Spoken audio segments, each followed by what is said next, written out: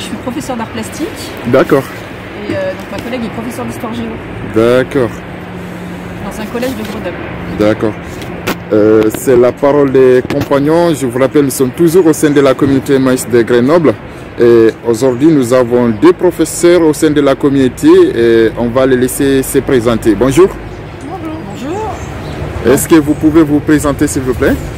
Donc moi, je suis Cathy Munoz, je suis professeure d'art plastique au collège Lucie Aubrac de Grenoble. D'accord. Moi, je suis Julie Siller et je suis professeure d'histoire-géographie au collège Lucie Aubrac à Grenoble. D'accord. Et qu'est-ce que vous êtes venu faire aujourd'hui à Emmaüs? Alors aujourd'hui, on est venu collecter des objets et des meubles à Emmaüs pour faire une exposition avec nos élèves. D'accord.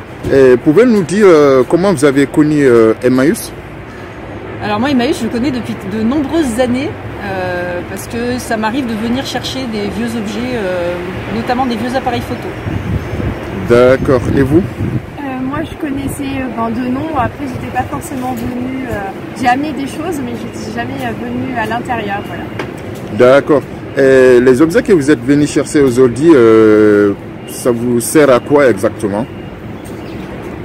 Alors, on va reconstituer en fait un intérieur d'un appartement des années 40-45. D'accord.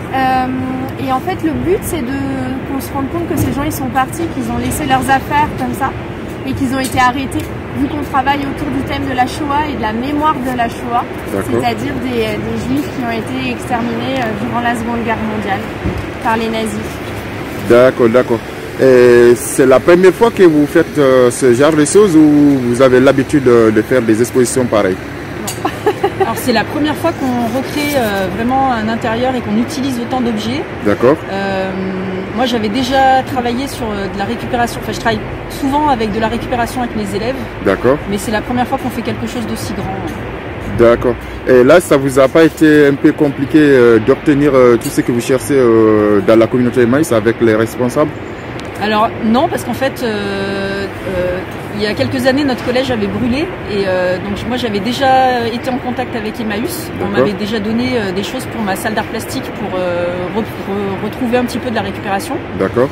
Et du coup là, quand j'ai contacté Emmaüs pour présenter le projet, en fait, j'ai eu une réponse positive tout de suite, des gens super sympas et voilà, on nous a proposé, il y a déjà plein de choses qui sont mises de côté. D'accord. Donc au contraire, on nous a vraiment facilité les choses et c'est la caverne d'Ali Baba, on a plein de choses, c'est super. Ah bah c'est bien. Donc c'était ça, c'est la parole des compagnons. Et est-ce que vous avez d'autres professeurs aussi qui se joignent à vous pour ce genre de travail? En fait, on a tous les collègues d'histoire qui travaillent avec nous. Et puis, en fait, c'est surtout l'histoire et l'art plastique. Et là, qu'est-ce qui vous a poussé exactement à faire cette exposition? On est inscrit dans un projet depuis 2 ans en lien avec la métro de Grenoble dans le but de faire partir un groupe de 3e en Pologne, visiter le centre de mise à mort de Auschwitz-Birkenau. Et du coup, c'est dans le cadre en fait de ce projet qu'on a décidé de construire une installation avec ma collègue et de retranscrire en fait tout ce qu'ils auront vu toute l'année, les historiens qu'ils auront rencontrés, les cours qu'ils auront, enfin les choses qu'ils auront étudiées, dans une installation pour rendre compte en fait de cette histoire. D'accord.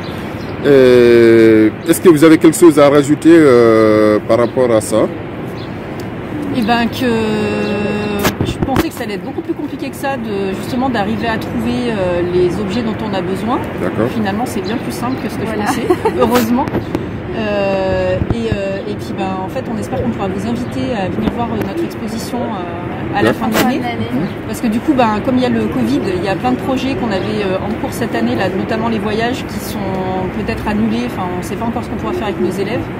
Et donc ça reste vraiment le gros projet sur l'année. Ok, ça marche. Voilà. Ok, pour moi c'est bon.